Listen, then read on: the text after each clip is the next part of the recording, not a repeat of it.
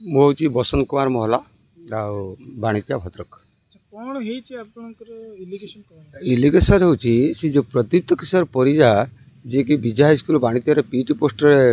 निजुक्ति पाई अद्याविधि से कार्यरत सी जिते निजुक्ति दि जाता से क्वालिफिकेशन था मैट्रिक आईसी सीपीएट किंतु तापर से चाकरी जॉइन करते 1991 जिते से 1991 जॉइन करते से किशोर नगर कॉलेज रे रेगुलर स्टूडेंट भाव बीए पढ़ुले बीए अध्ययन करते से 92 रे बीए पास कले। इन द सेम टाइम सी कौन करते government college of physical education रु 1990 मसीह सीपीएड कोर्स करते जोटा कि गवर्नमेंट कॉलेज प्राइवेट भाव में परीक्षा दी पास कर किसी प्रोविजन ना से किमिति प्राइवेट हिसाब से परीक्षा दी पास कले बोले सेटा हूँ एटी रेगुलर कोर्स पढ़ुं गवर्नमेंट कॉलेज बीए एटी सीएलसी से कौट आने जे द्वितीय सीएलसी से कौट आने जोटा कि सीपीएड कोर्स एडमिशन ही कले। ये गोटे प्रश्न अपर पक्षे सी रेगुलर रे बीए पास करके सर्विस बुक रे आणिक बीए सीपीएड अटैच कर दी करदे हायर स्केल पाइबापी से गोटे ऑनरेबल हाईकोर्ट रे कौन करते ना केस करते से कोर्ट आवेदन खारज कर से ग्रेड पे 2800 बोली से उल्लेख करते किंतु मिस्टर परिजा सी कौन करते ऑफिस स्टाफ को धराधरी करके से हायर स्केल नहीं जाइए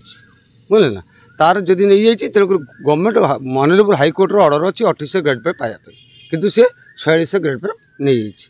अपर पक्षर आरटीआई एक्ट जो मागिलु गवर्नमेंट कॉलेज और बोर्ड ऑफिस की जे बोर्ड ऑफिस गोटे मार्क देती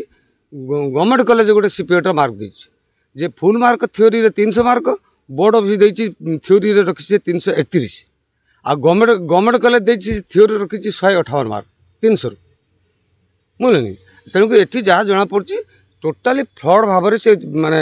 चाकरी जॉइन करके दरमा सरकार नहीं जाऊँगी माने 1080,000 पाखापाखि दरमा नहीं जाऊँगी एटा को तदंत करने ऑनरेबल हाईकोर्ट रे गोटे जनस्वार्थ मामला रुजु कराई तार इनक्वारी आज डीओ डेट धार्य करते पूर्वतन रिटायर्ड हेडमास्टर 2 जन डाकी प्रेजेंट हेडमास्टर आसते आ पक्ष श्रीजुक्त परिजा आसते आ मुझे उपस्थित थी अमर माझी उपस्थित थे हाईकोर्ट एडवोकेट अंबुज इनक्वारी से आमर हाईकोर्ट एडवोकेट हियरिंग करके पड़े आउ सी समस्त रेकर्ड पत्र तर्जमा कलापर जहाँ पदक्षेप ना कथा से नहीं कि आम पक्ष को जनइबे आ जदि न जन तार फर्दर स्टेप आम ग्रहण करी। एडवोकेट अंबुज परिडा ओडिशा हाईकोर्ट। अच्छा आज भी आस्ते आपण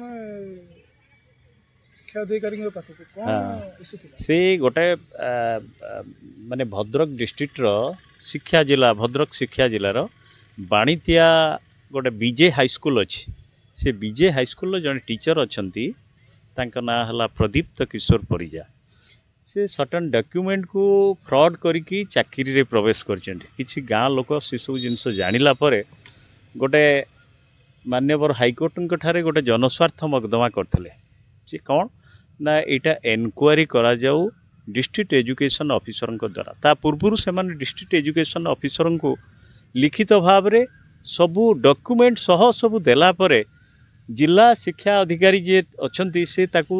ता उपरे कौन सी एनक्वारी करि नथिले जहा फल से बाध्य होगी मान्यवर हाईकोर्ट को गले हाईकोर्ट से गोटे डायरेक्शन कले डायरेक्शन गोटे ऑर्डर कला परे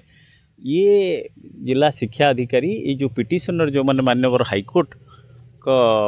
पाखरे केस फाइल करथिले सेमान को सो नोटिस कले से नोटिस रे आज से ताको गोटे हियरिंग करिया पई डाकिथिले जहा फल मु आज ये जो पिटिशनर जो माने कि ये जो फ्रॉड अगेंस्ट रे मान्यवर हाईकोर्ट को पाखरे पीआईएल फाइल करथिले तांको तरफरु ये हियरिंग रे इठी आर्गु करिया पई आस्थिले।